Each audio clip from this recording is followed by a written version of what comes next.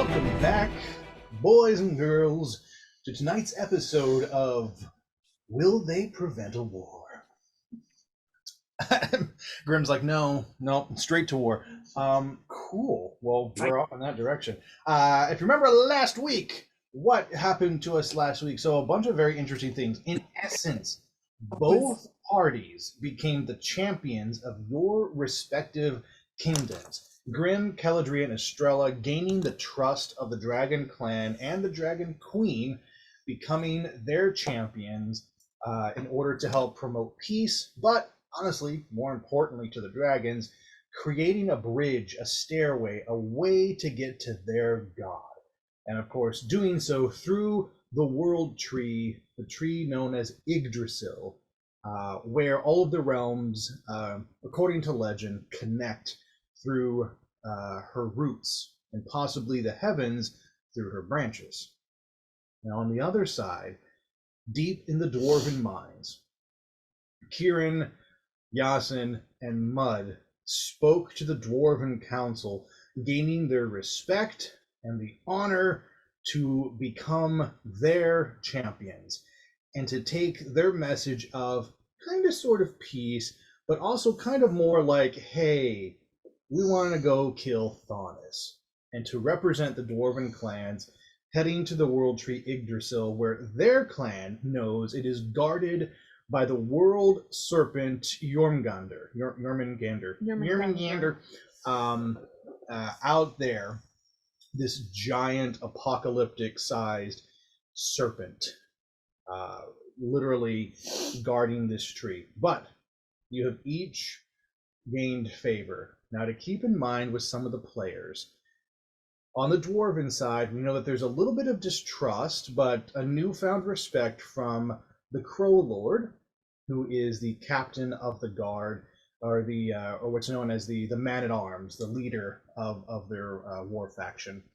And Kieran has made a bit of a personal connection with their head artificer, this female dwarf who's a little bit of Trelawney and a little bit of badass alchemist. So we'll see what becomes of these relationships. And on the other side, Estrella, Grim, and Caladri, having made the biggest impact, mostly positive, but not 100% positive, with Lady Fair and Lord Kellen, who, of course, are the high-born dragons, or dragonborns, if you will, dragon peoples on that side. But the Queen seems to fully trust Estrella, probably more than the rest of the party, as Estrella has really given the speeches and the trust and everything.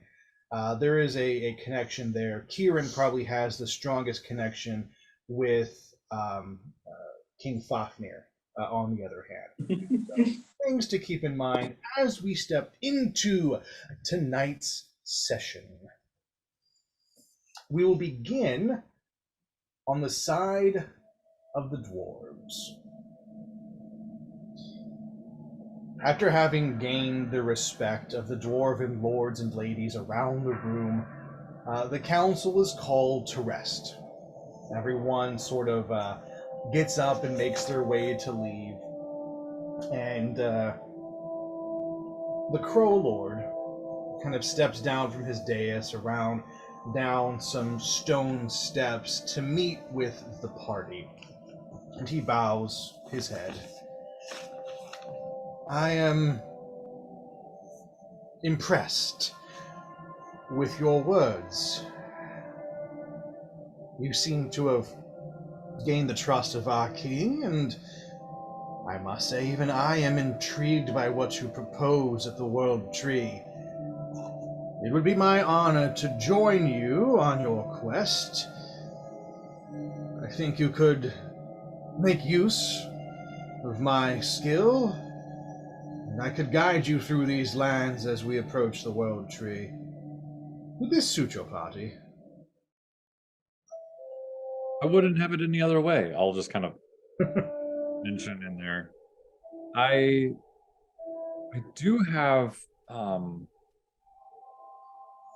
another in mind. to speak to before. I know that we're in a great urgency, but I do have another, I believe, and I'll pull out my crest of the Yadari Yes. and be like, I believe you do have another Yadari that I saw whilst we were paraded through the chambers. Indeed. I had wondered if you all of let me rephrase that. I had wondered if all of Genasi were perhaps of the Adari, or if there were other clans spread throughout lands and realms. Yes, Master Artificer, there are many Adari here. Interesting that you would be as well. I could introduce you to where they live in our encampments. We have forged a strong alliance with these people. The knowledge of crystals, well, I I hate to say this out loud, but honestly, far exceeds that of the dwarven clans. They're quite knowledgeable in what they do. They speak highly of an element known as a soul stone. Would you happen to know about this, Master Artificer? Indeed, I wondered if they might have some connection to that here, given my um, experience of these stones and gems. There's a lot of untapped power. I'm sure that uh, the Master Artificer has been. I'll nod, like kind of nod to her Mm-hmm. and working with them. Maybe I can um, discuss and see what offerings I could provide. I am sure she would love to meet you in person. She can normally be found around them. Does your party require anything? Food? A rest, perhaps? Or would you like to be taken directly to your Idari kinsman? I'll like look up at Mud and at Yasin. What are you feeling, guys? Mm, I mean, we did get right off the boat and down into the mountain, so I wouldn't be opposed to a rest. And Mud kind of leaned down. Yes, food is preferable. We would be honored to see to your needs. It will take a bit of time, Lord Kieran, before my armies are ready to march upon the world tree, so let's say you have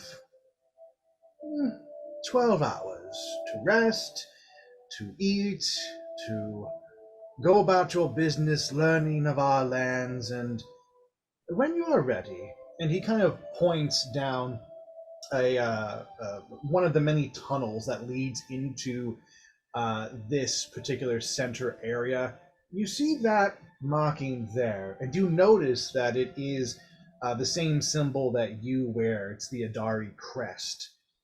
If you follow those signs, it will take you to where the Adari encampment is. It's impossible to miss and not far from here.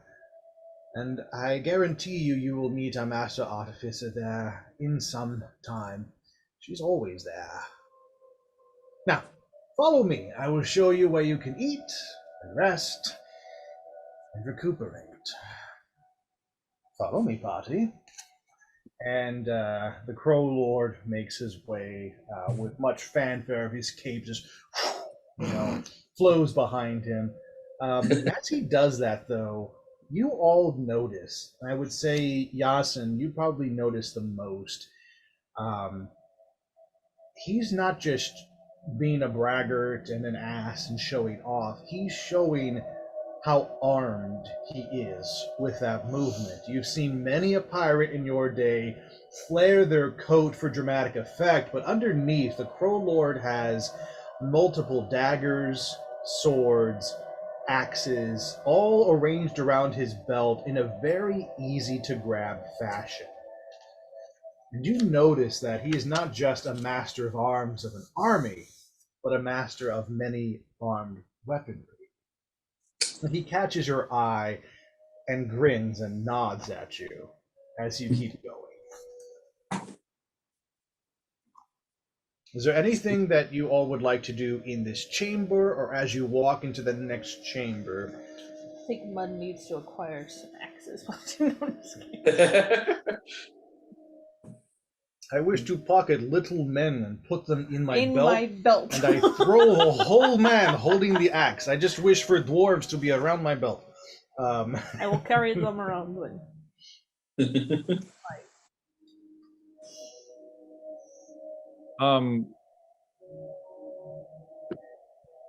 Forgive me, I misplaced the note of it. What's the metal that I was trying to get? Or what is it? Tungsten. Okay, tungsten ore. Yep. As we're walking, I'll kind of mention I have some schematics for some pieces I'm working on for my friends, and I need some tungsten ore. As we're kind of like if I were to inquire for a smithery, where would I go? I would still recommend the Adari for that one.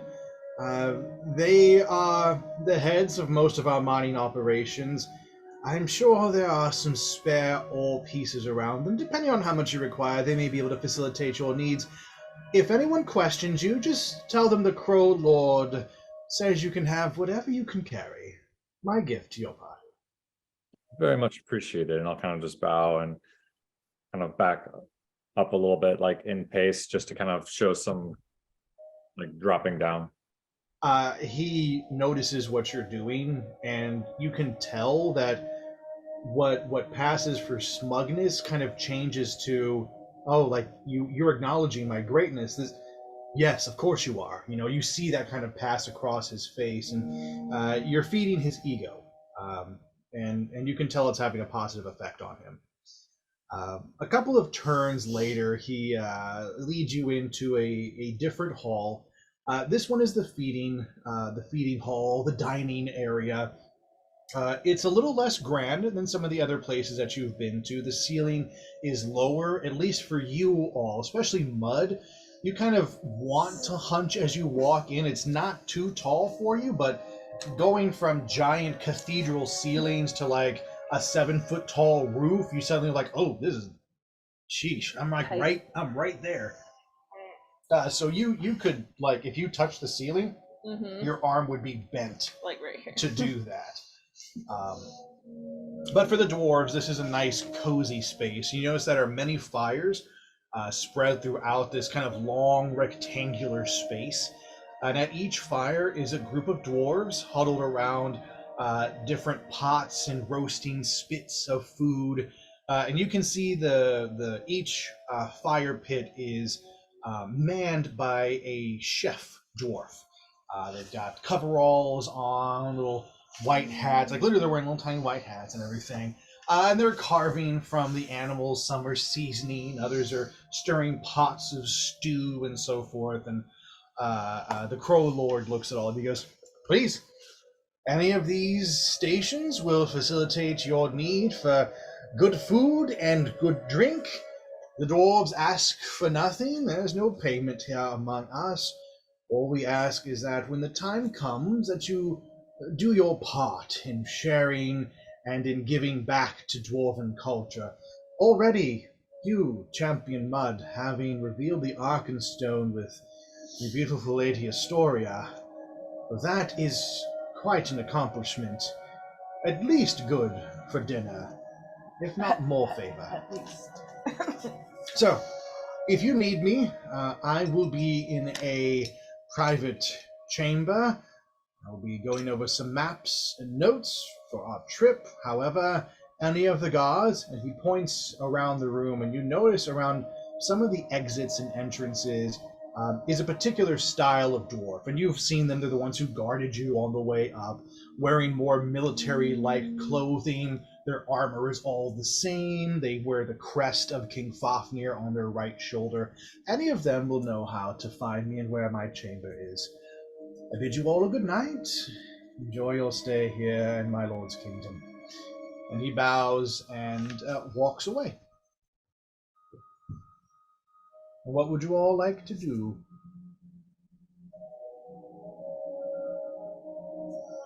I'm gonna go straight for that stew. Mud, you can go for that too. So right in front of you, there is this a female dwarf who is stirring a pot, and she kind of looks up at you and she's like, "Oi, hey, yeah, big one, aren't you? What can I do for you?"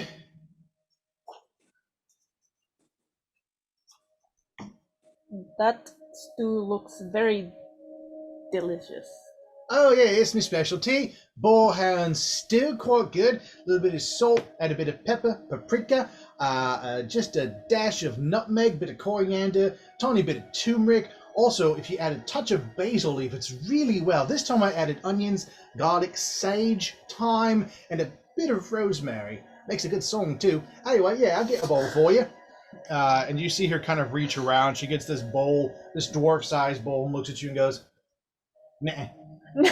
And then she grabs like a salad bowl and she goes, "Nah." And then she reaches and she gets this like small little kettle, like, and she's like, "Yeah." And then she just starts ladling into this kettle, and about like 3 minutes later, she gets it up to the top, and "Here you go, one soup for you." Mud takes it with one hand. She's just like, "Thank you." "Oh, wait, one more thing." And she like looks at a spoon. Eh. And then she grabs like a stirring spoon. Eh. Oh my god. And then she goes and she grabs this like big ladle that she would use. She goes, "Yeah, here you go."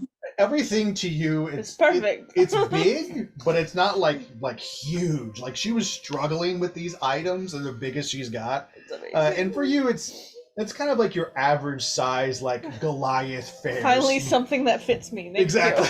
you. And she goes, "If you need more, you know where to find it. All right, have a good one. Tell your friends about me." Is there a table or something in here, or? Yeah, this is like a cafeteria, so there's Oh, just tons of long tables that are spread out and around. She probably doesn't fit well on a chair, but she's going to try, and she's going to go sit at the table. And I won't make you roll for it, but getting down there is a bit of a negotiation for you. But you're used to coming from the arena. They didn't have chairs for you right away for someone of your size, so you're kind of back to your noob days in the arena where your knees are kind of around your chest, and you're just kind of sitting there, and you're like, "All right." And you see some of the other dwarves look at you and they go, some are impressed by your size, some are intimidated. A few won't look at you and they just kind of, and they just kind of eat more and stare at their food. But yeah, you're even sitting down, you're definitely the tallest person in the room right now. That's fine. What about Yasin and Kieran? What are the two of you? Any particular grubs you're looking for? Anybody you want to talk to in general? Look around. I'll look at Yasin and be like, "How are your sea legs doing underground?"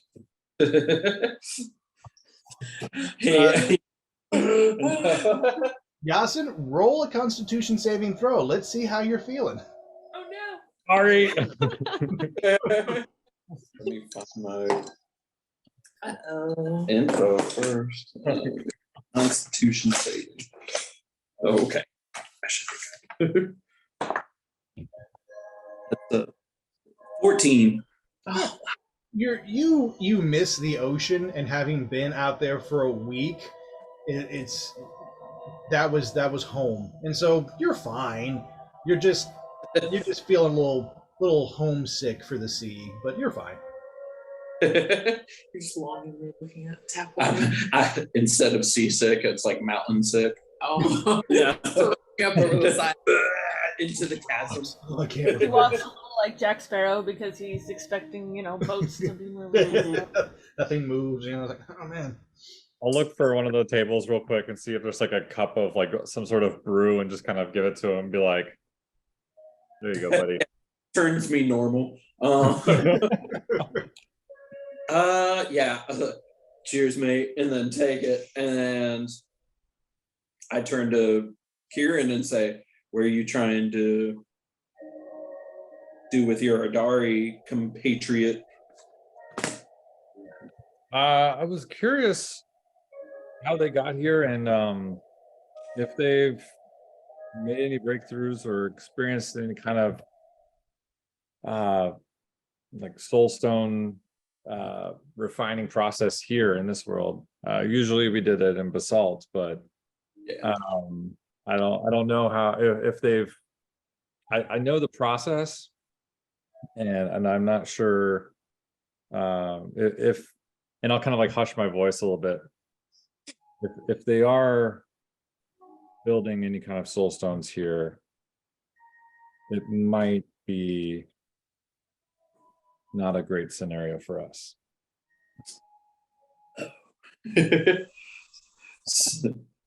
So I guess Yasin, gonna have Yasin just understood, and then like just like say the word, we'll bust out of here. Yeah. So we'll see. It could be awesome, fantastic. And I'll like kind of look at some soup and I'll be like, I'll have some soup, please. We're standing in front of the lunch lady. Like, Oh no, you're friends with the big one over there. Must be, because you're the next two biggest people here, and we don't get many big people around here. And you're like big, and she's like big, like big. All right, soup it is. Again, she goes for a dwarf-sized bowl. Looks at the two of you, and then goes to grab something a little bit more of like a dwarf salad bowl, which is kind of like a normal-sized bowl for you. She goes, yeah, and then starts to ladle in some soup into there. Pulls out the small dwarf spoon, grabs a stirring spoon, and then hands each of you one of those. She goes, good, hope you enjoy. Fancy a seat any way you want. If you like it, you know where to find more. Tell your friends about me if there's any more friends to tell. Have a good one. Where's Hiccup's uncle? Where Hiccup's uncle is actually... thanks for noticing him. He he went over to where one of the meat spits are, and he's basically got himself the equivalent of a turkey leg. And he just has it all nicely wrapped up in kind of some wax paper, and just kind of brought it over and sits across from you, Mud, and kind of eases into it. And he goes, "Oh, the soup is quite good here. I actually prefer one of these emu legs. Really tasty. Got a salty bite to it." Looks like a chicken leg to me. Well, for a Goliath like yourself, that makes sense, but wow, my accent's all over the place. I can't keep a steady one, can I? Anyway, he started off sounding more like a Viking, like he's a Viking, like Jormungandr. Yeah, okay, here we go. I'm never gonna get these accents right. I mean, for one of your size, that makes sense, but that's big enough for me. So, tell me, Mud, what's your story?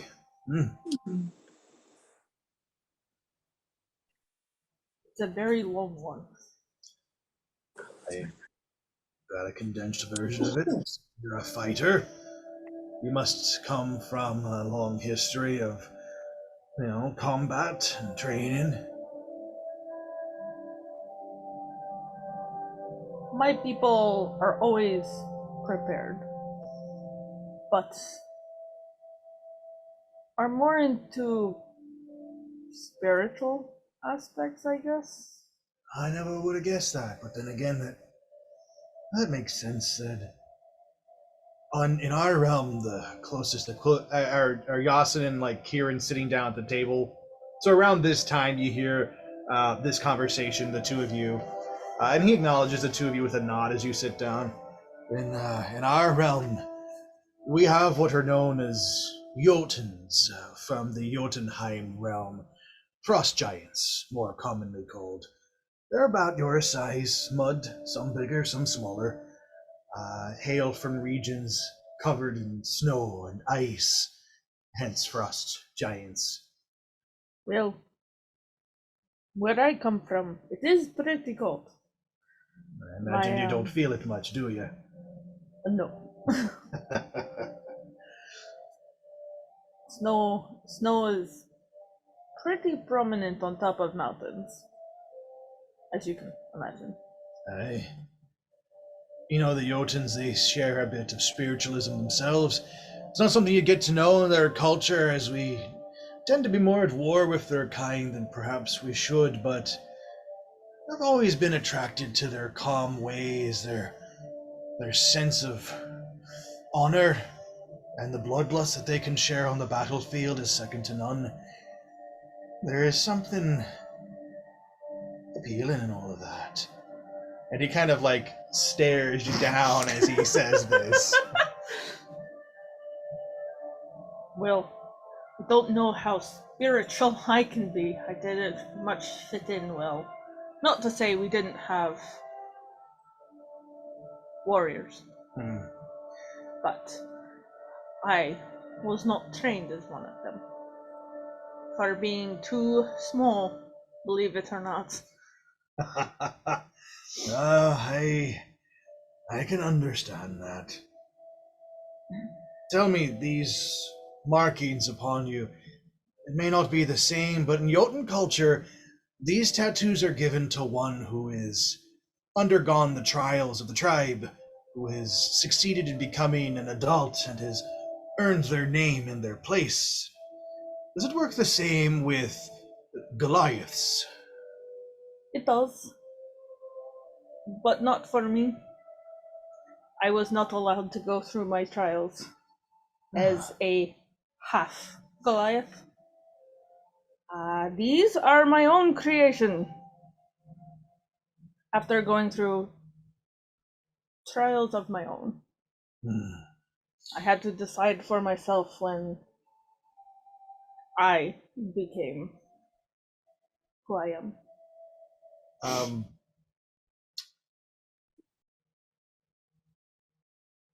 York and Yormkind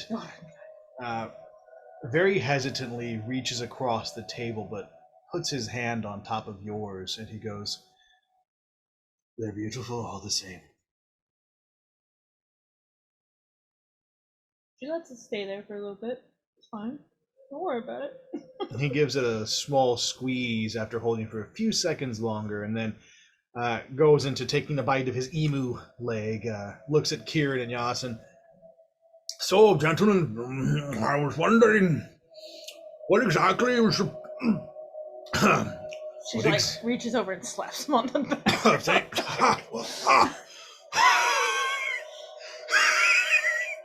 Thanks.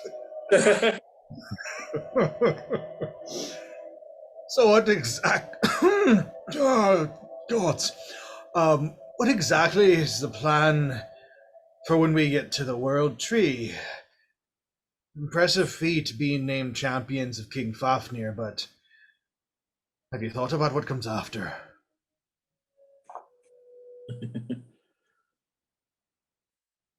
I believe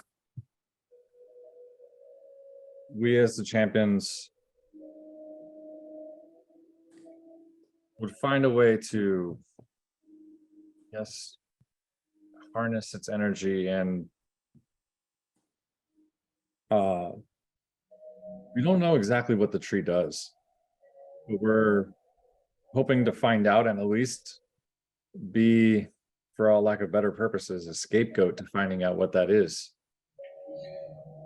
Well, I applaud you for that. And I agree. It is something that has plagued many of us on Hiccup's Council about the nature of the World Tree.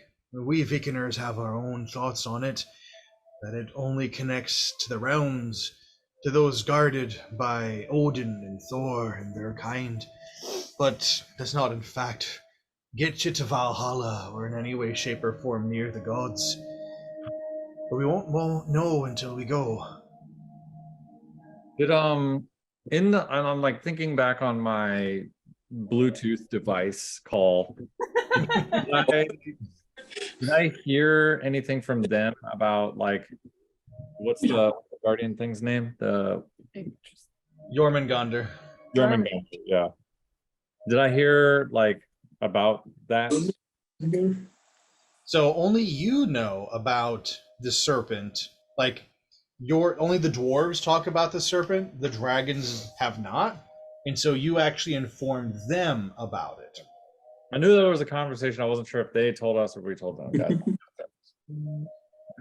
This Jormungandr?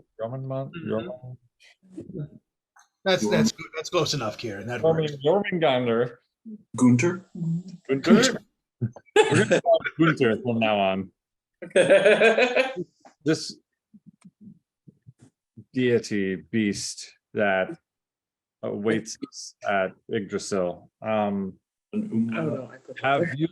Have you sailed near the tree to see what we might be up against exactly?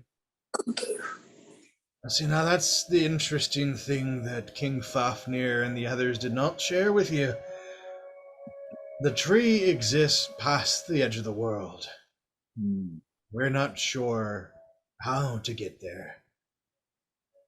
We have seen it from a distance.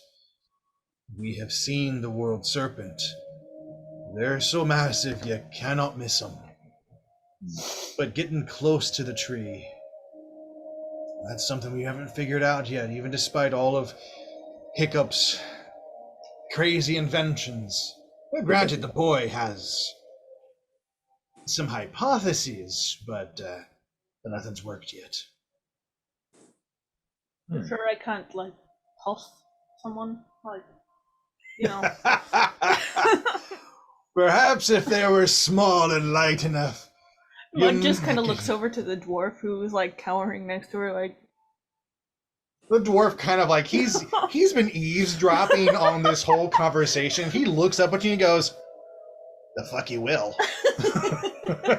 and just kind of scoots over more, and like he's putting a good distance between the two of you, and you notice that he is wearing the same crest as the guards. Like he is one of those who belong to the Crow Lord, and he's so he has a feeling he may see you again. In defense of our little friend not being thrown, we do have a master of seas at the table as well, who could probably come up with some ideas, considering we are sailing to this destination. Master of seas, indeed, Admiral Yasin.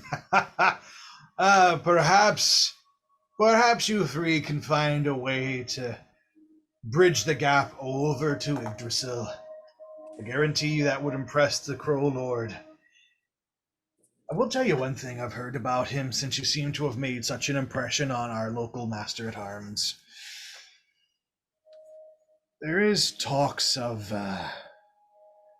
dissension among the dwarven clans. Now, you have met many of them. Those from Erebor, from Moria, from Faerun, and from other lands. Just because they're dwarves does not mean that they all agree on the same thing. Different realms hold to different truths, and those truths are non-compatible right now. The Crow Lord is at the center of many of these conversations, but not many open up to me, but they might open up to the champions of King Fafnir.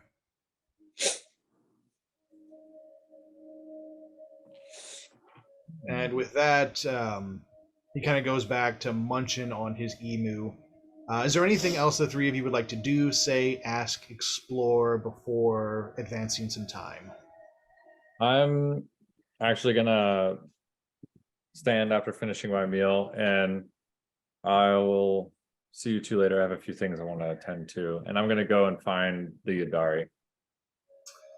Absolutely. Is anybody else going to be accompanying Kieran as he looks for his clansmen? Open invitation if you guys want to come. If you would like to help, I am finished with my food. And that is one impressive sized bowl to be finished with. It's, There's nothing left in it. it's just gone. It's basically like a dwarf could like sit in it and just kind of like, it's like it's a big bowl. Yasin, where would you like to go? Not as much as I'm used to, but I will ration. It's fine. I like a girl who can eat. Please go. You're welcome to join us, Yasin. Yeah, might as well. Yeah, there's. I don't feel like hanging out with Hiccup's uncle. Damn. What As- George can't do to you. No, I'm just kidding. As much fun as it would be to hang alone with you as well, Admiral Yasin, I do have a few matters to take care of with a few council members, but before you leave, I will definitely catch up with the rest of you. Can I make an insight check on that? Because I'm like, what are you doing? Yeah, go ahead. Not that mud is probably the highest in insight, but there you go. Go for it. Let's see. Mighty -1. Let's see how this goes. Did you roll a 1? Oh my god. That is amazing. You have a 0. Wow. Maybe you could get worse than a natural 1. I love the 0. So I know nothing. I'm full. I'm happy. Just like, that pretty much sums it up. As Yormkind gets up, have fun. he just kind of winks at you and gives you a very sly silver fox kind of a grin. See, that's what it is. Mud's not used to flirting, so she's like, okay. And he walks off. And what you do notice, though you can't sense anything from him other than his flirtatious nature, he is headed off towards the council chamber. You know he's going back the way you all came. All right. Well, the three of you make your way up, and following a few of the Adari signs, which Kieran are plain as day to you now that you know what you're looking for, you all make your way to where the Adari encampment is. And we will pause there and shift over to the Isle of Dragons.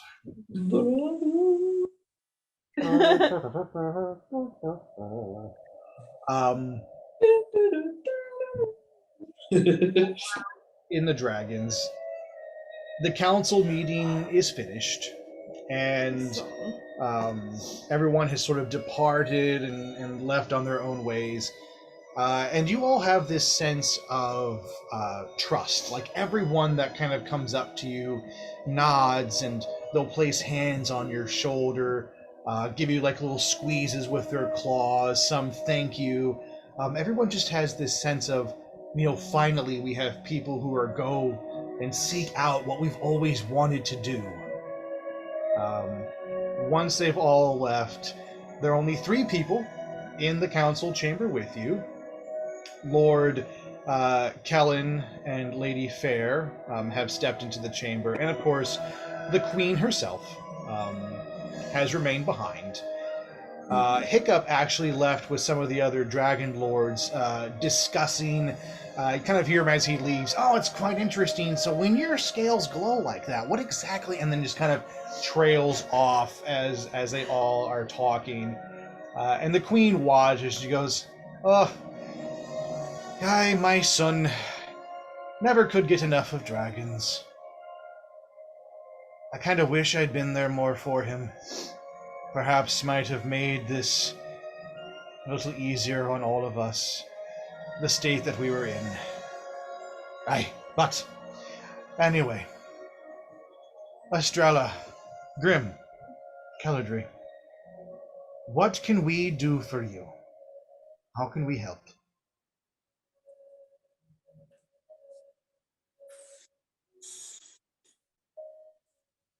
Dragging out your tongue, I see.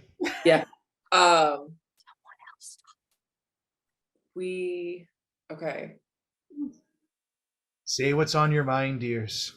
Speak truth. Okay, out of game for a second. Kieran, didn't you ask us to get something while we're here? What was our side quest? You mean our main quest? No, Kieran did give a side quest. Oh, I Yeah. don't even remember about that. It was like Dragon scale? it was dragon scales. We Yep. actually scales Dragon scale. from the I thought dragons. you already had What's those. her list of stuff? We had Toothless's claws and like tooth spit.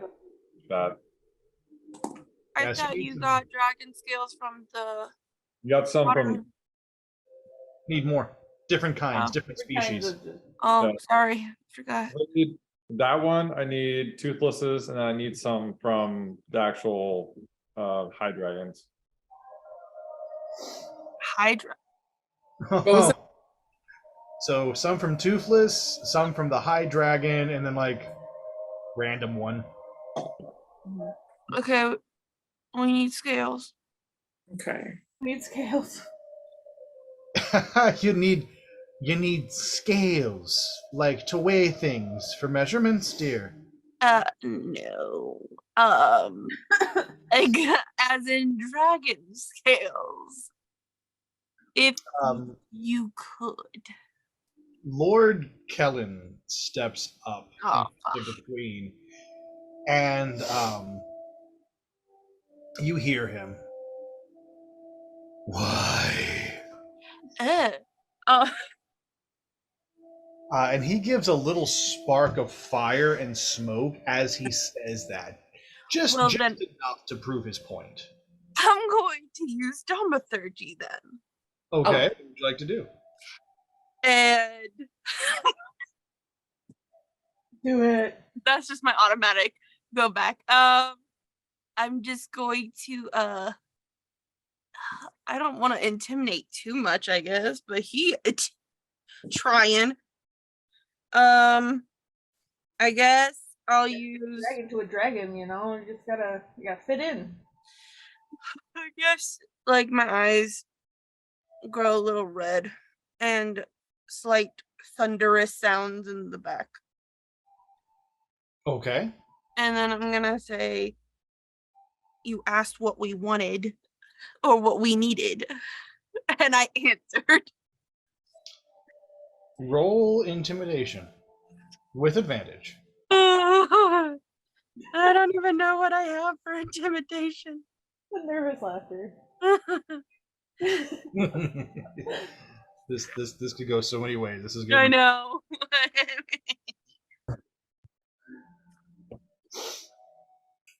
She was feeling all badass after that picture that I drew, and now she's like, I got this. No, I don't get this.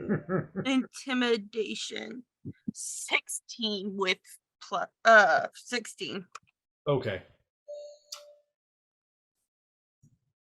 So here's what happens. Hey.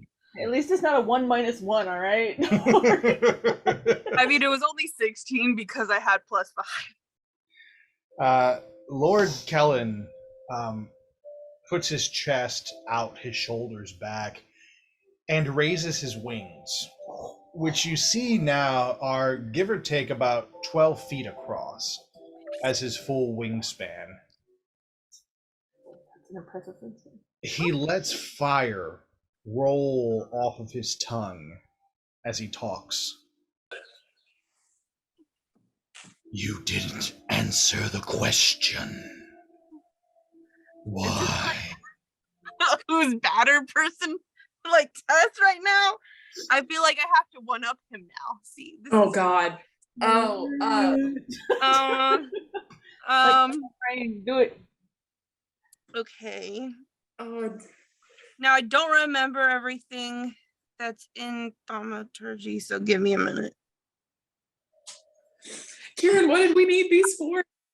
What are we doing? It's for the crafty things that him and what's his name are making. Yeah. I'm going to make all the candles in the room start to dim and flicker because apparently you can do that. Okay. And then I'm gonna have like my eyes are still, I guess, glowing. Mm-hmm. And then it says, rumbling thunder, a cry of a raven, or I mean, you can imminent do- whispers. I'm gonna do imminent whispers Okay. with the candle flickers. It's getting creepy up in here. My character's always creepy. And I'm gonna be like, it's for, well, why he need to know? I guess Because you're asking for, well, I mean, I In his mean, defense, you're asking from scales of a dragon, so don't you have like? They must come off at some point. well, You got sure. extras, right? Yeah.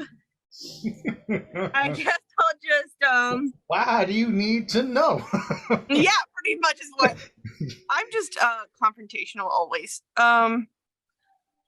But I guess while I was saying that, I guess I'll just do that, and I guess I'll tell him it's for a friend. But I'm still pissed because he got to be all hostile. Roll intimidation one more time with advantage. Did you say disadvantage? No, with advantage. Oh, I was like, oh, great. Now you're doing some cool shit around the room. Like, so everybody's watching now. Estrella, the queen, Lady Fair, as the candles dim, shadows are growing around Grim and the whole area in the back. By now, Estrella, you are completely covered in shadow as you can just feel Grim like ramping up.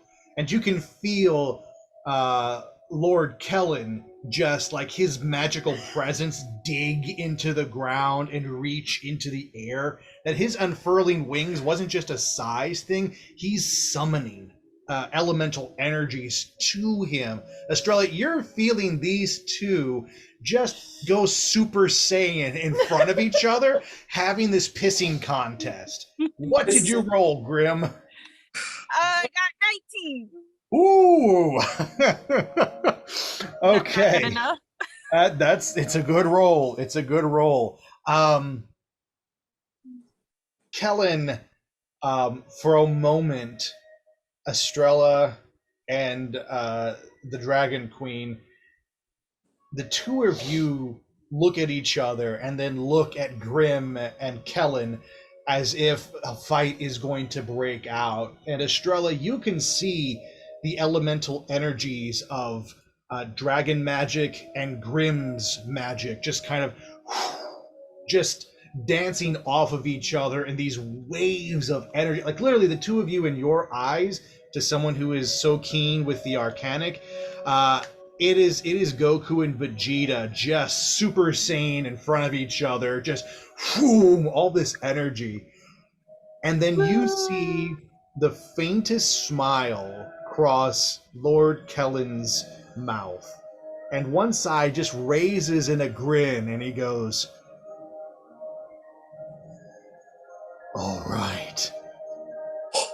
And he raises his arm, and he starts to just brush his hand against his arm, and he sheds some scales. Like they just sort of flick off of his body.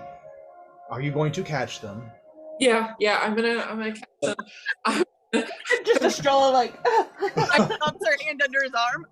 As he does this, he doesn't break eye contact with you, Grim, and the two of you are just like flaring at each other as he brushes scales off.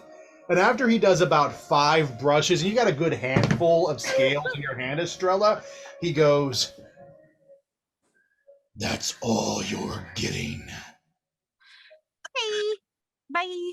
okay, thanks, bye. And he lowers his wings, he withdraws his energy, and then he nods at you, Grim, and then turns to head out of the room. And Lady Fair goes, "Huh. It has been some time since Lord Kellen has gotten into a pissing contest. Well played, Grim. Well played, if dangerous." That's what we do best. What was that thing that you sent me earlier? It was something. It was just like just stuff that messes with their deity and scares the crap out of them, and always taking risks. And I'm like, why do I feel called out? Do you require more scales? I'd be willing to donate myself. Do we need more scales? I mean, Yeah. Yes, and Estrella's gonna step forward. Yeah, you should do that. And she'll explain about our friends and we're working together. And yes, pretty please. We could use them if you Pretty don't mind. please. And I'm gonna keep glancing at Graham and just be like, Little crackle of magic. no. For you, Lady Estrella, anything. And you see her just kind of brush across her arm a few times, and a rain of white scales falls off of her arm. So now you have two piles of high dragonborn scales, one a deep green and the other a very pearlescent white. I want to keep a few of his. I earned them. Sure. You talk to Estrella. She owns all the scales. She literally has like a handful of each, like literally like a double handful of each. So whatever you're willing to give Estrella, I just DM's perspective, don't trade in front of the dragon. Yeah, no. No, I was saying that just as in the party, not out loud in the Don't conversation. make a necklace, Melissa. That's some weird juju. Yeah, well, it's also her mate scale, so I don't want it to come out weird. Grim's secretly making a friendship bracelet. Voodoo doll. Lady Fair looks at you all and she goes, I would exercise caution when dealing with the scales of dragons such as ourselves. If not properly handled, they could backfire. I'm sure you have all sensed our magical presence. It is held within the scales as much as within our spirits, so do be cautious. Is there anything else that, yes? First of all, I forgot that he was a dragonborn when we were doing the whole thing. I was just thinking a dragon. Oh, you thought you were having a physical contest with a full-blown dragon. I was like, why is he coming at me so aggressively? It's not even his. It just started doing the thing with your arm, and I was like, oh, it's his scales. I don't know why my brain blanked, and I was just like, why he's so mad? It's okay. Melissa just likes to escalate and be like, I'm sorry, what? Damn, so you thought you were having a pissing contest with a full-blown elder dragon? Damn, Grim. That's all I can say. Just You know she would, though. You know she would, though. in that case, it would have been like a 30-foot wingspan, 40-foot, like that would have been Of one wing? Of one wing, Like a plus 15 to intimidation for the dragon. Yeah, no, that's impressive. All right. But she looks at the party and she goes, anything else that I can assist with? My queen, and she looks over at her. I know that there are other matters on the council that you wish to address. I would be happy to escort the party through our grounds and help with whatever they need until we are ready to leave for the World Tree. I wish to accompany them on this journey. Of course, Lady Fair, I would expect nothing less from you. You are welcome to join them as my emissary. I would also recommend talking to your mate to see if he wishes to accompany as well. I would not be opposed if Lord Kellen joined our intrepid adventurers. I will see. Perhaps. And the queen looks at the three of you. If you need me, Lady Fair knows where to find me, as does any of the Dragonborn Guard. Until tomorrow, the place is yours. Eat, sleep, know that you are safe, and ask of anything of anyone, and I guarantee you will find no resistance. Not for our champions. And she gives you a small nod, places the helmet back on her head, and turns to leave out of the antechamber. And it is just you and Lady Fair left in the room as she looks at all of you expectantly, wondering, what do you want? What do you need? Someone else asked the question this time. Y'all were silent, and I try to give you time because I know I always talk first, and nobody said anything. Might start. Listen, I didn't spend that time that you were talking. I didn't spend that going, okay, I'm going to think of a strategy. I spent that going, what the fuck is she doing? I don't know. I can't do it by myself. If anybody wants to offer thoughts on different things that you need or want, please feel free. You want to ride a dragon? Like, That sounds sus. Estrella wants to ask about they worship like Thonrar and everything. I want to see like what books they have on him, their scripture. I want to kind of get this from their perspective. Nice. She's in pursuit of knowledge. Nice. Well thought out. Lady Fair looks at you and she nods. This can be arranged, of course. All of our texts are open to you. Lady Kelladry, anything in particular yourself?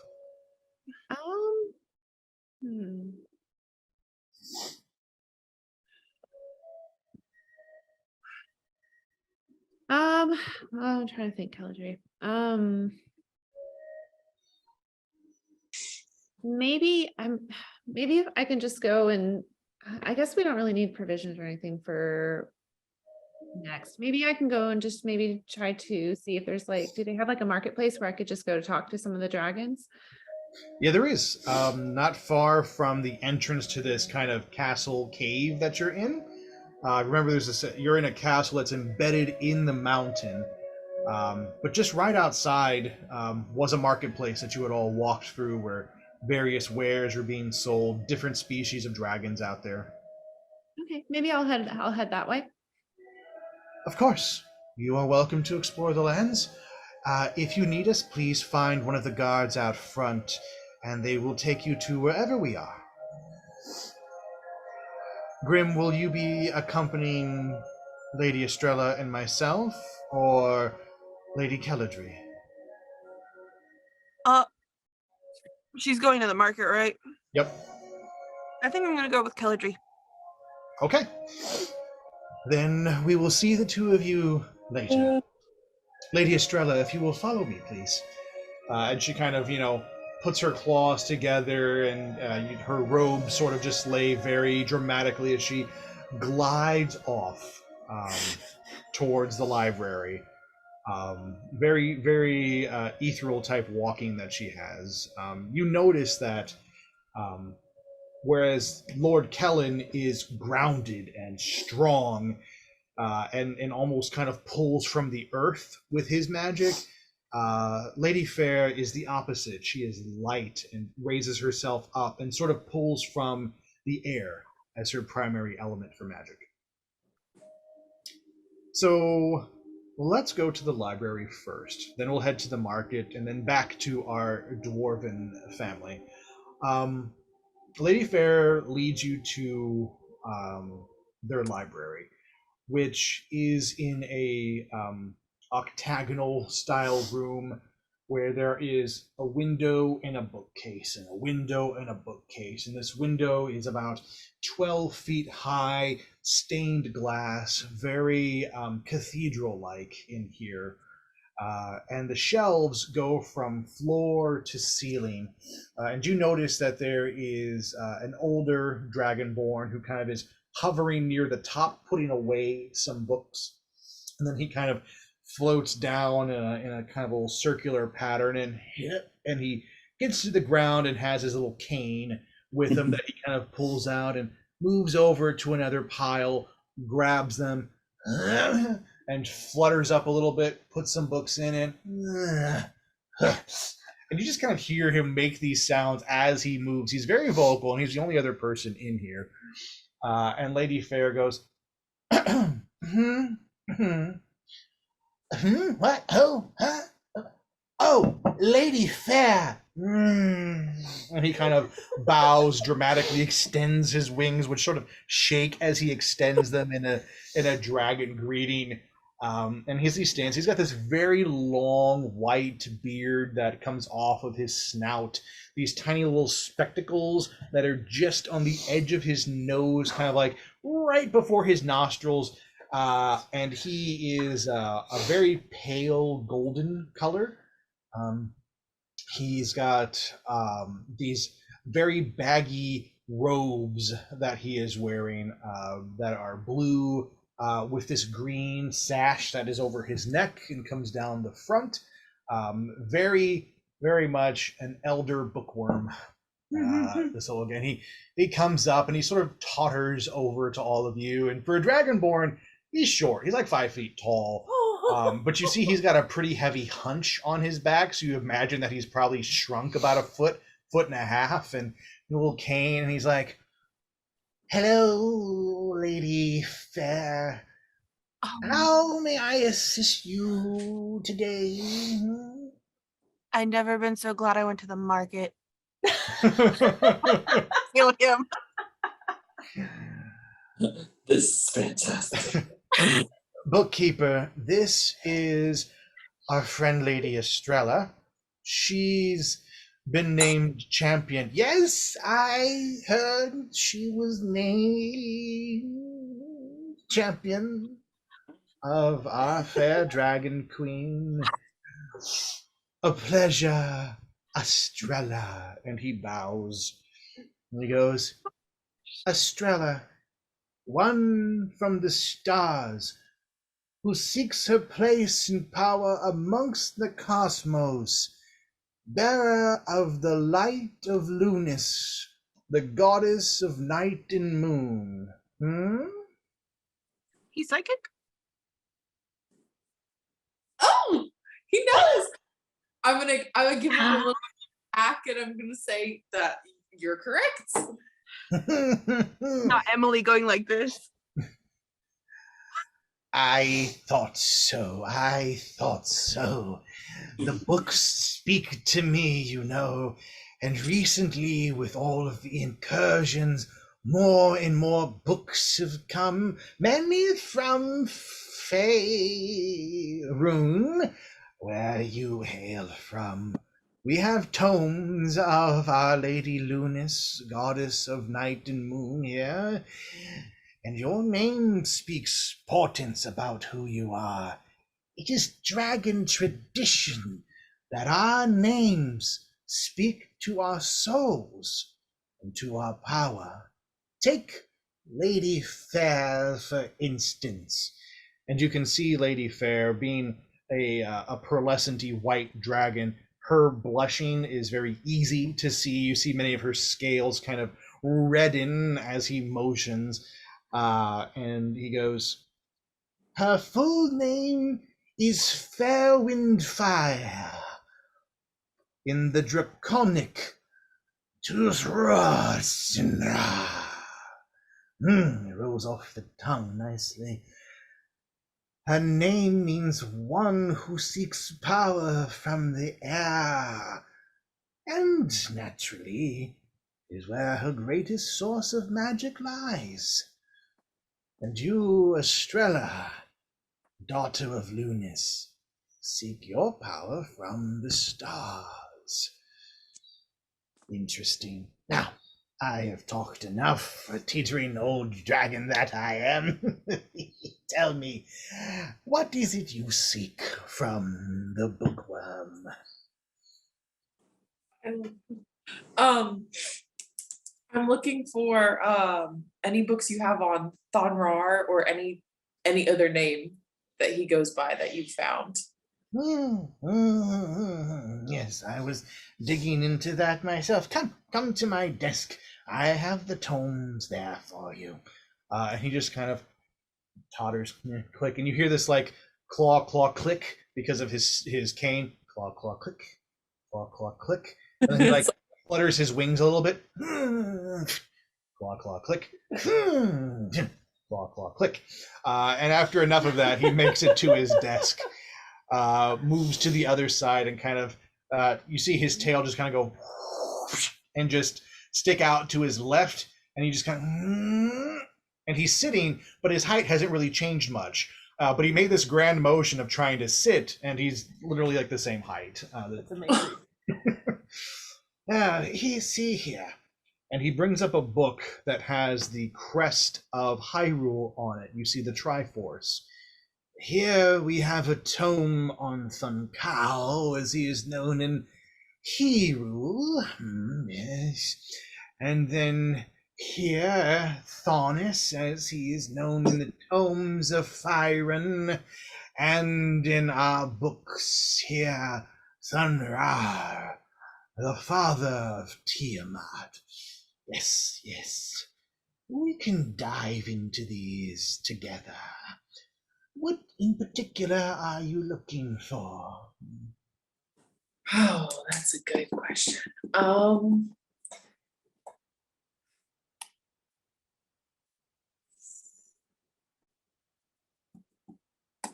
Oh gosh. Well, you can think on that, and we Yeah. will shift to the marketplace. I will have you make a couple of investigation rolls as you're searching through the books to see if you find what you're looking for with our bookworm. And it's not spelled worm, W-O-R-M, just for shits and giggles. It's spelled worm, like a dragon, W-Y-R-M, bookworm. In the marketplace, Grim and Caladri, you all step out, and you can see that the mood of the marketplace has changed as midday turns into evening.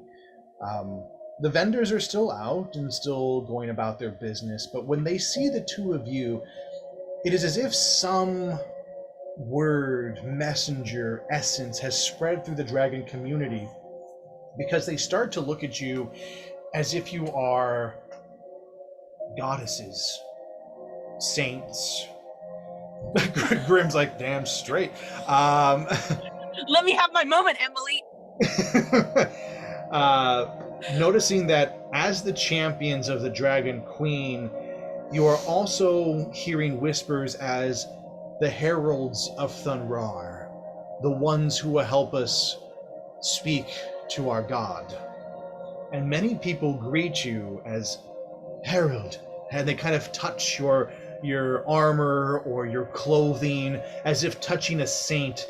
You know, one of them comes up to you, Caladri, this female lizard. She is one of the lizard folk, and she goes, "Please, herald of Thunrar, would you bless me and my family?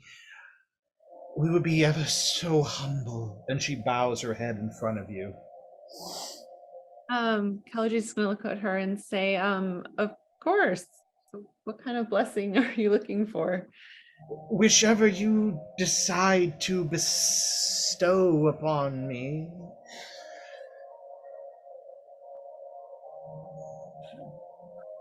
Secrets don't make friends. I'm just gonna reach out my hand towards her and just say blessings over you and good fortune to your house. That's all I have. And you see tears well up in her eyes as she puts a hand to her chest and she looks up at you.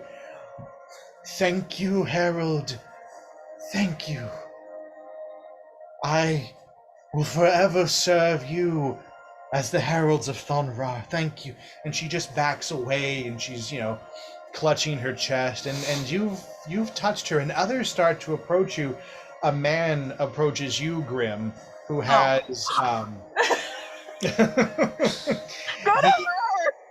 he has this look on his face, and he goes, "Harold, I ask for your prayers to Thunrar that I might find my lost wife. When I came in the convergence, she did not come with me. Perhaps as the herald of Thunrar, you can take my prayers before him, please." I'm just gonna gently put my good hand, not my claw arm, Yep. on his shoulder. I don't want it to be creepy. I'm trying to be nice. And I'm gonna be like, "What was your wife's name?" Her name was Stanway. Dawnway? Stanway, indeed. She is a lizard folk, as I am. She looks like a lizard. Oh, okay. He sees this confused look on your face. I'm lizard. She. My apologies, Harold. No. Is there any other? Describe your wife for me just a little bit more. Let me hear about her for a minute. Of course, she is beautiful to my eyes. Her scales shine with the most pure topaz color that just catches the sunlight. Around her neck, she wears a golden sun. It was the first gift I ever bought for her. And well, where did you come from? We are natives of Faerun. We come from the Sword Coast, rather, near the islands of Dashwin. Dashwin. Sorry. Oh, please, take all the notes you need. And Steinway, topaz, gold sun necklace. Okay. I'm gonna have written this down in a little notebook or something. Yep. And I'm gonna tell him when we go to the tree, and if I can, I will try to find her or at least let you know what's going on with her. Bless you. As best I can. But I am not a saint. And I will not pretend to be one. I understand, Harold, but saints rarely get to choose for themselves how they will be known in history. May you go in the light of Thonra's fire. And he bows to you and then steps away. What would the two of you like to do? You can keep dealing with the mob if you wish to bless more people or ask them more information, or make your way to a particular vendor. From your line of sight, you see vendors that deal in food, in weaponry, in armor, in clothing, in perfumes. Pretty much anything you can think of, someone out there is selling. But those are the first ones that you see. Yes, Grim. How many people are around us? You have a small gathering of about 12 people. Oh, okay. But you notice in the distance, almost everybody looks at you and whispers and talks amongst themselves. And from the very back, a couple more start to trickle in. So a big-sized crowd could form. Okay, I'm going to look to Kelladry. And I'm going to ask her if there was a shop she wanted to go to. I didn't have anything in particular in mind. I'm thinking maybe we could just get a different perspective from the more common people. Okay, good. That goes with what I was going to say. So, since they don't seem like they were having such a great time last time we saw them, I was thinking that I was going to talk to, you said there was a food place? Yep, there's a food place. And I'm going to basically ask them if they can bring out tables and bring a bunch of food, and I'll pay for it. And then we can all hang out and talk with some of these townspeople because they want to talk to us anyways. Sure. They just want to have some food. So you want like just kind of a small buffet for the people who are gathered with you to eat? Mm-hmm. Yep, easy peasy.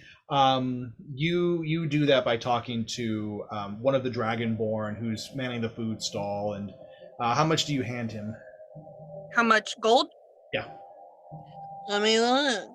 Well, there's like, I'm guessing more than 12 now.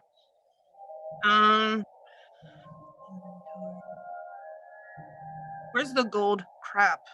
Oh, it's right there. Yep. How much is food? So he looks at you because it's a fair question. Hey, well, you know, if you're looking for just a personal platter, you could do that with maybe just a couple of copper. If you're looking to feed the masses, as you're saying, let's see here, I could probably put together a couple of platters, a buffet sampling, 2 or 3 samplers. And I'll tell you what, I'll make sure you have plenty of food if you give me about, let's say 5 gold. I'll give him 10. Ah, you tip well. He kind of reaches under the table that he's at, under the bar area, and pulls out a bottle that has a dragon's head on the top. And he goes, Homie! I think that you're deserving of our special Dragon's Reserve. It's said to make any species breathe fire. And he kind of hands that over to you and goes, wherever you go, my workers will be there with the food. We'll be there shortly. It'll take us a few minutes to prepare. I'm gonna grab 2 mugs if they're available. Yep. I'm gonna find Kelladry and give her some. So the two of you find this kind of, it's not too far from the main market road that kind of leads through the center of it. There's this grass path in the shadow of the mountain. And as you sit there, the others start to gather around you, just really just casually sitting around you, just wanting to be in your presence. I want both of you to give me a Constitution saving throw to see how you handle Dragonfire whiskey. I knew. Constitution. Was I it can't with do advantage? anything. Wait, Oh. was it advantage or disadvantage? Was it disadvantage or was it advantage? Neither, just a straight throw. Oh, it was the 14 yeah. plus Constitution saving throw. I got 17. Okay. I got 16. Okay. It's not the first time the two of you have drunken something. It's strong, but what you sense is this kind of clove, cinnamon, berry sort of a flavor that goes with it. There's a little bit of sweet and a whole lot of fire. But like the two of you just drink it and you look at each other like, yeah. And like a little puff of smoke comes out. And you are totally welcome to like make smoke rings and go all Gandalf with this. Like every time you take a swig, just and another little smoke shape comes out, and it's good stuff. The two of you handle it very well. No ill effects from it, and as long as you drink in moderation, you won't get slammed. So you let me know how many cups of this you want to have, and we'll see That's just for later. what happens. But 1 cup in, the two of you are just fine. You save that stuff, it did come in handy. I want each of you to just roll a straight d20. Tell me what your numbers are. 10. Okay. 5. All right. So the two of you are just kind of playing around with these smoke rings and seeing what kind of shapes that you can make. And Kelladry, you managed to get out this like just perfect ring that appears. And Grim, you just kind of take it back, kind of swish in your mouth a little, and as you swallow, and this kind of arrow shape extends and just pierces right through the ring on the other side. And it's just a little one-up on Kelladry and your smoke ring or smoke creation abilities there. Beautiful. Around this time, the food is brought, and you see that just a bunch of platters are kind of laid down around the grass, one in front of the two of you, one in front of another group, and other groups. There's about 7 or 8 really good-sized platters filled with assortments of meats and breads, a couple extra tankards of mead, which is just a very watered-down, honey kind of wine flavor. Nothing that's going to get anybody drunk, but just for everyone there. And they all look at you and kind of nod each worker and then moves away. The floor is yours. Kelladry. All right. I guess I'm just going to kind of talk to the whole and say, thank you for joining us today. We're just trying to learn more about your people and how you live. Maybe your thoughts on the dwarves. Yeah. At the mention of the dwarves, one particular guy. He is a very plain dragonborn in the sense of his coloring is very a mottled brown orange in it. Not the prettiest looking dragonborn, not the most muscular, nothing that stands out about him. Definitely your common's commoner. And he looks at you all and he goes, "Yeah, the dwarves, eh? Yeah, we got thoughts on the dwarves, I can tell you that. It really comes down to this. It's quite simple. They want to kill our god, and we just want to have a deeper relationship with it. Now, I don't care if they believe in Thon Rar or Thon Nos or Nuts Ass. What bothers me is that their whole goal is simply to get there and kill him, trap him in some sort of a containment vessel or some shit like that in order to use his blood as a way to solve the world's problems. I tell you what, it just don't work like that, and shit's to a nuts hole in the ground. I don't like it." First of all, is this man from Lancaster? Because I need to. Well, actually, I'm from Lancaster. It's just south of Rock Hillis, in the south end of Fayroonies. Fayroonies. I know most of you say Fayroon, but just because you're not pronouncing it right, it's Fayroonies. Anyway, yeah, that's where I'm. It's funny you should say that. I thank you for noticing my particular accent.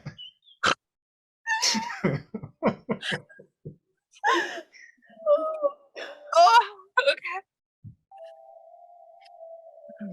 okay. My name's Clemcletus, by the way. One word, Clemcletus. Just say it in one breath. I find it's easier that way. Mama raised me to be a solid, good, upstanding dragon boy.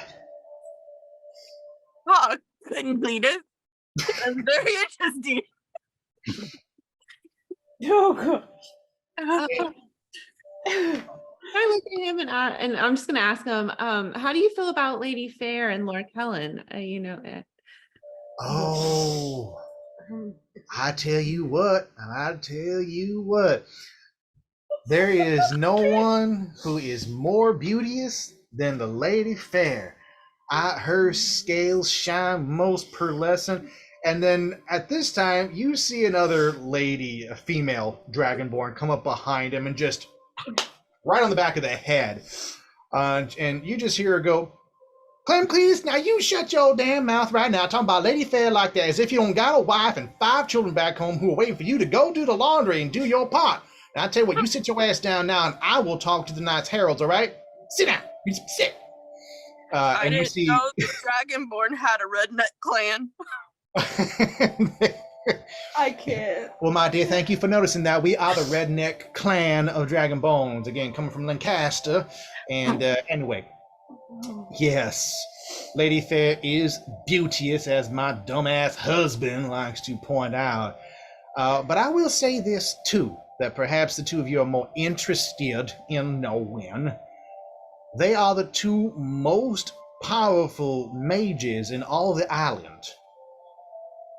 We have never seen nor experienced anyone with power like theirs. I swear sometimes they call up the sun and bid it to rest at night. Their power seems so extreme.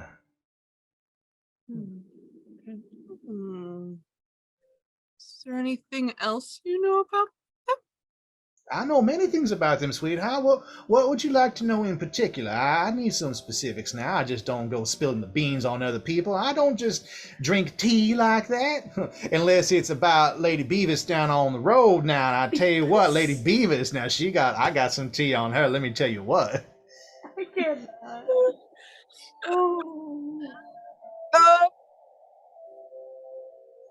I'm going to ask where they came from, if they're originally here or did they come from somewhere else? Now that is a very astute question, my herald dear. We do not know where they came from. They were here before the first ones got here. Now that was a clan some years ago who helped settle these shores. According to, now we call them the Highborn Dragonborn. Just simply because magic power and stuff is so finite, if you will. They all tend to live in the castle. Many of us do not get that privilege. But even before they arrived, Lady Fair and Lord Kellen were here. I suspect that they might actually be natives of this realm, from these Burkian Isles, if you will. But it's interesting because I ain't never seen a dragonborn around these parts other than the two of them. Most every dragon who comes from Burke is, well, full-blown dragon. You know, a young drake, one of the elder dragons, so forth. Those who tend to rule the council. The four-leggers, as we call them. That's account of they walking on all fours. Oh, no, thank you. What was her name? She didn't give her name. So I'm interested to see what her name is. you're asking her name? Yes, I'm gonna be like, and what was her name? I'm sorry. Oh, of course, dear. My apologies. I'm so sorry. My name's Sherry. I don't know what I was expecting, but it wasn't Sherry. Well, it's short. My full name is Shellerena, but everybody just calls me Sherry. Okay, Sherry. Sure. Well, thank you very much for letting us know. You are welcome, and thank you for this fine feast that you have done here. You are blessing us with your presence. All hail the heralds of Thonrar. Hail the heralds. Hail the heralds. You just hear everybody just come, hail heralds. And then they go back to eating. I'd be like, go get you some food before you go home. Anybody else that you would like to talk to, or any other questions to give to the crowd? I promise those two won't answer again. Is there anyone that stands out in the crowd? Can I roll for like Roll perception. Perception. Yep.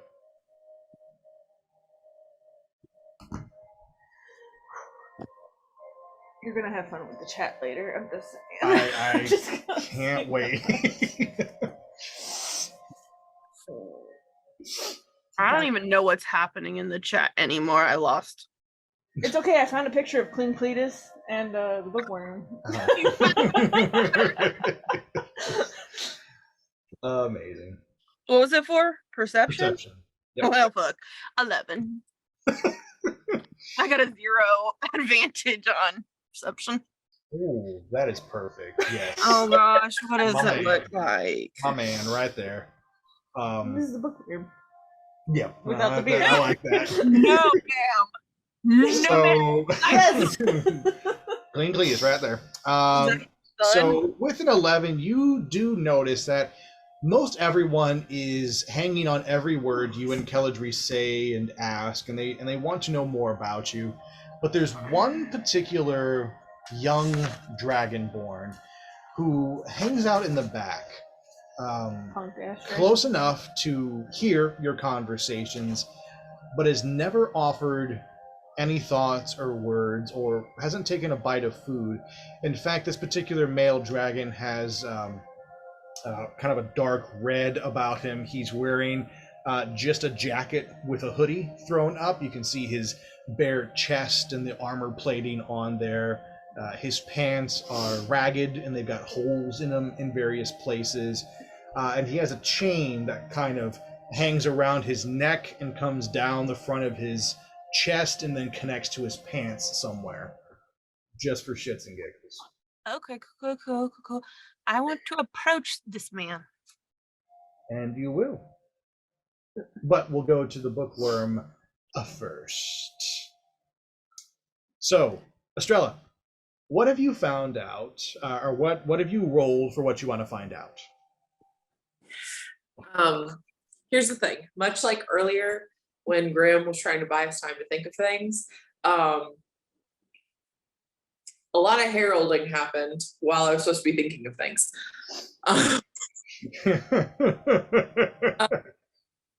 So, what was I supposed to roll?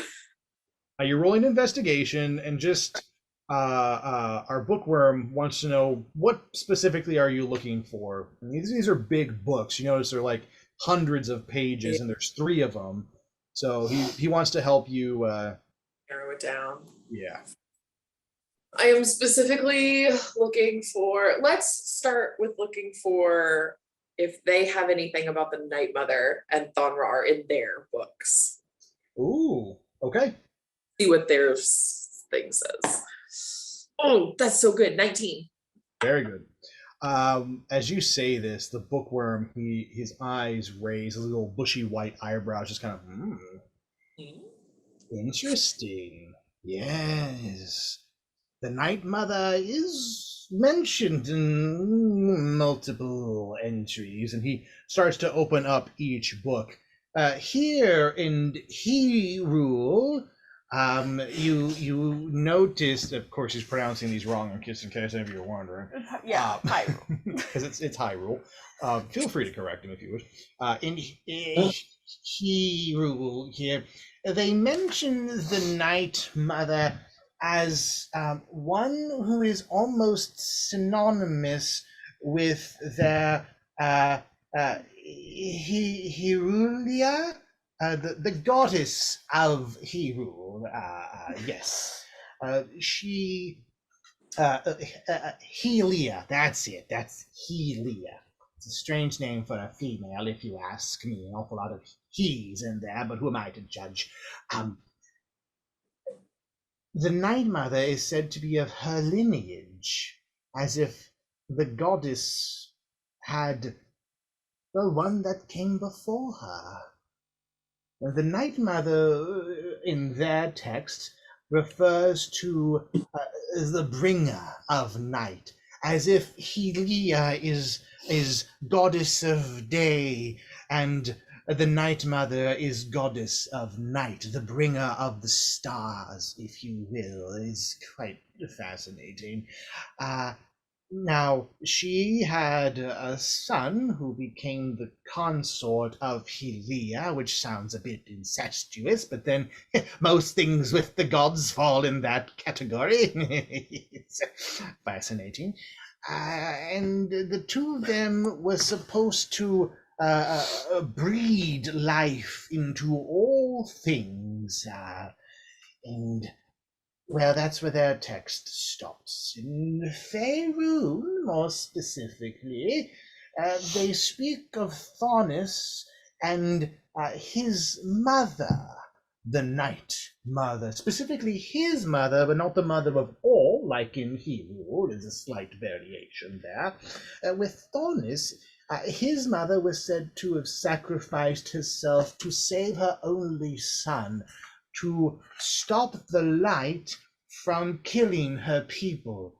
It's interesting. It appears that they had a bit of an allergic reaction to light and it killed them.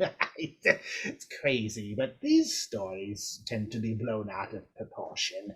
But in either case, he is supposed to be the divider of realms, that it is his job to keep everyone separated, and that upon his death a great convergence will happen, which will result in the end of everything. And then, of course, there is us and our clan with Thonrar.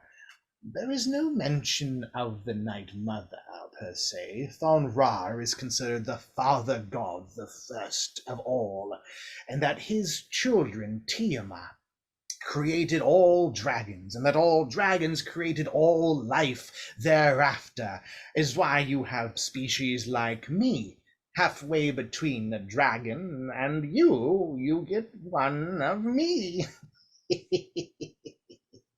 Or so the legends go. Does that help you in any way, Estrella?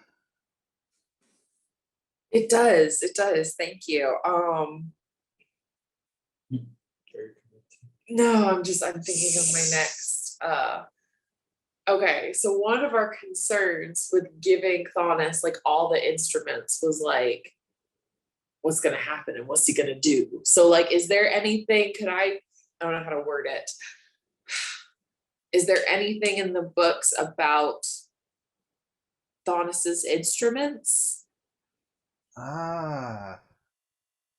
The instruments of the heavenly realms. Yes. Yes. And he flips to a specific page in his, and you see on there a picture of what looks like Faunus, if Faunus was a dragon. The scales representing the colors of him, the mane of the dragon, a pure white like his own hair, the wings looking like the cape that he wears. And around him in this illustration are the various instruments, exactly as you have seen them. And from underneath this table, he kind of opens the main drawer and pulls out the dragon dagger flute and lays it on top of the book next to where the picture of it is there. If you have the others, we can begin the ritual now.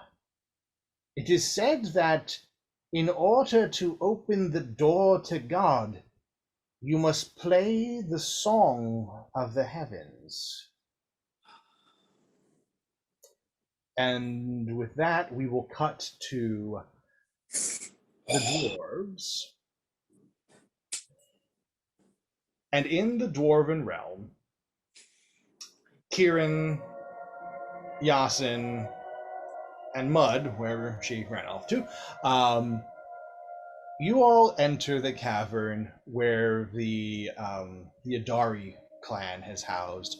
And Kieran, this immediately feels like home. The way that they have carved into the mountain, the structures that they have built, the way that they have incorporated rock and wood and grass into everything.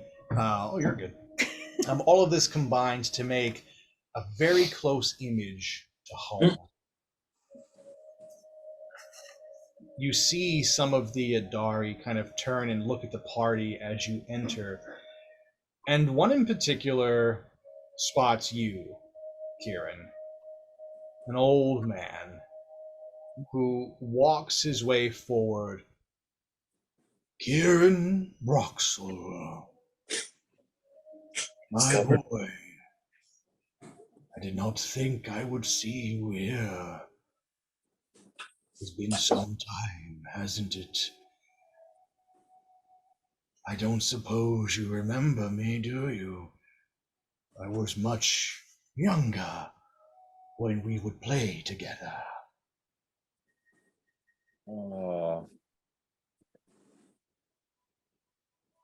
My friend, I can't remember his name.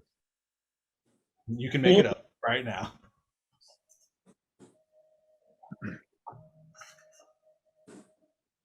Glaric. Oh, was that it? Lyric. Galaric? Yeah, that works. Well, yeah, welcome to my world.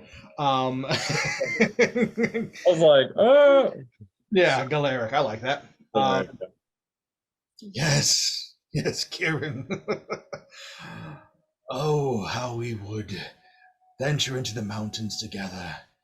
The many adventures we had. That was many years ago.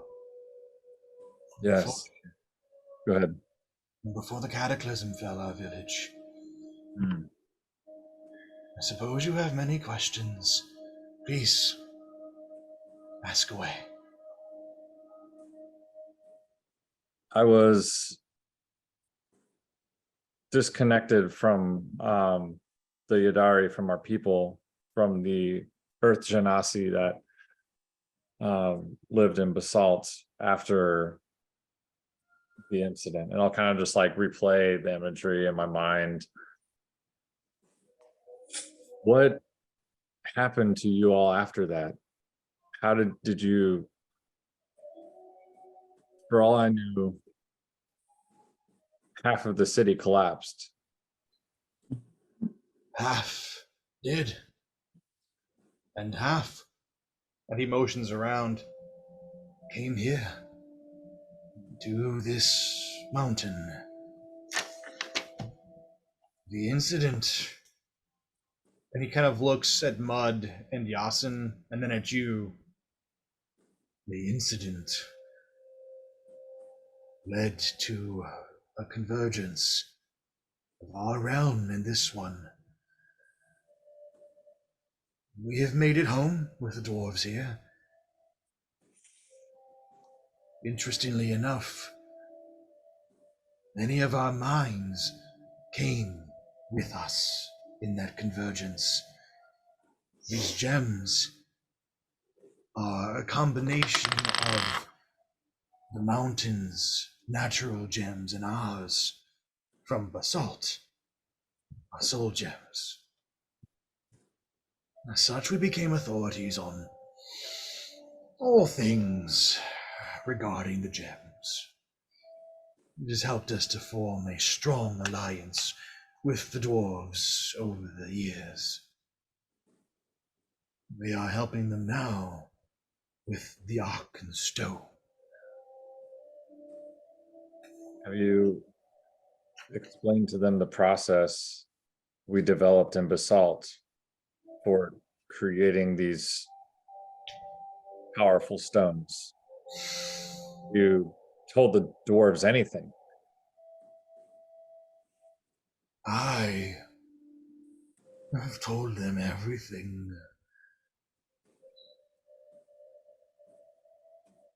How much do your friends know?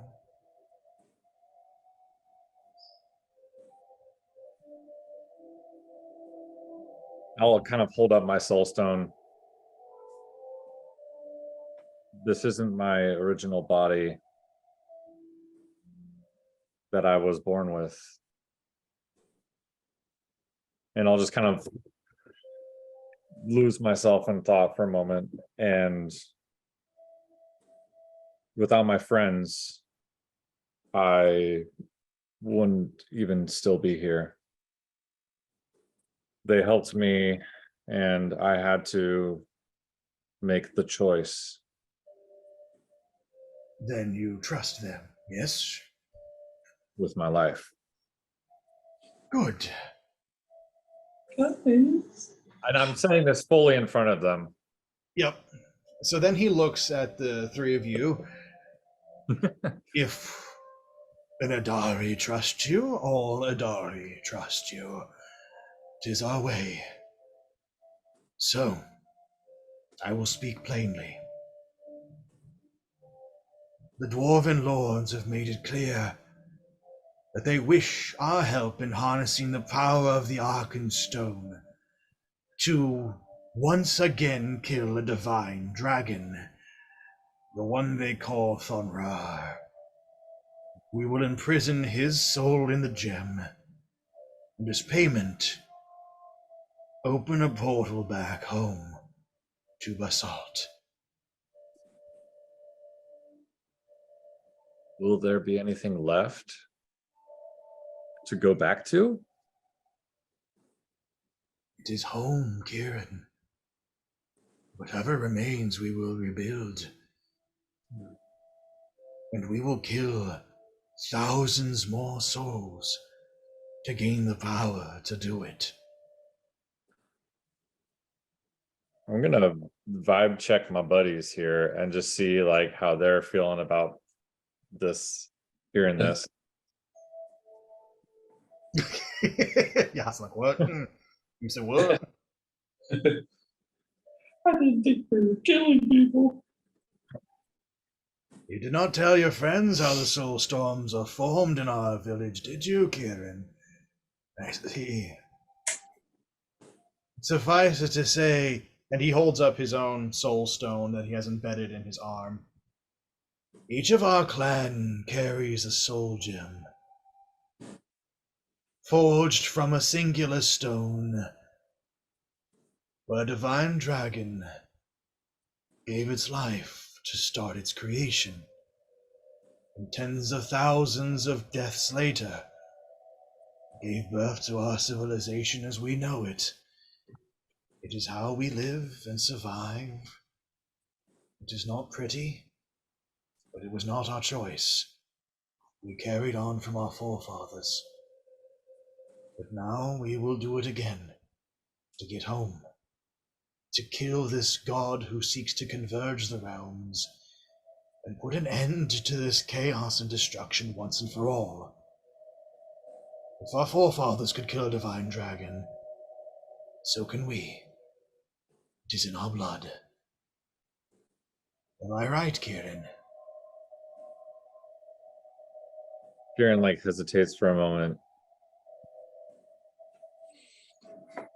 Sacrifice is in our blood, it's in our culture, it's in our history. I can only assume it's going to be in our future. Kind of agreeing with him. Well spoken. Yes. I do remember you being the better speaker out of the two of us, but, well, times have done what they did to me. Interesting that you don't look much older than the last time we met. And I'll kind of like fade on use one of my three. Yeah. So I have like one left after this. I'll kind of like reveal my kind of like spirit genasi phase. A lot has changed. And I'll kind of like reach out my hand, my fabricated hand to shake his hand. And when I do, I'm going to open up my astral like connection with him and kind of like show the journey, a little bit of like traveling through time, space, the realms. I'll keep back a little bit of like the purpose, but just kind of showcase some of those like pivotal moments of intensity and a couple of like memories that we have of each other before the incident, my version of the incident. Yeah. And I'll let my friends kind of see it too. I'll let Mud and Yasin see it as well. And you all do. You see this play out before, again, Kieran acting as a projector and showcasing the past and his past with his people, this cataclysm that caused them to escape into a different realm. And Kieran being left behind as the last of his clan, perhaps even the last of his people. Ah, you have been through much. You are all honorable people, worthy of Kieran's friendship, to be sure, and mine. Come, we have much to discuss and prepare for. I hear that you have been named the champions of King Fafnir. No easy feat. I would expect nothing less of my best friend. And he kind of claps you on the shoulder. Come, rest with me. Spend the time with your people, Kieran, and we will tell stories of what is to come. I'll kind of look at Mud and Yasin like, help in a way. No. I'll just look at them kind of being like conflicted as I've been on this journey with them and kind of had my past rushed into my life. And I'm like, indeed. And then I'll usher for them to come with. Okay. And now we cut back for one final quick moment to this teenager staring down Grim, Estrella, and Keladri.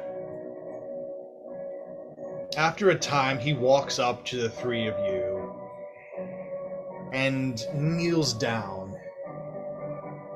So, you've been talking about Thunrar and being his heralds and all that shit. Did you know that that bastard is actually my father?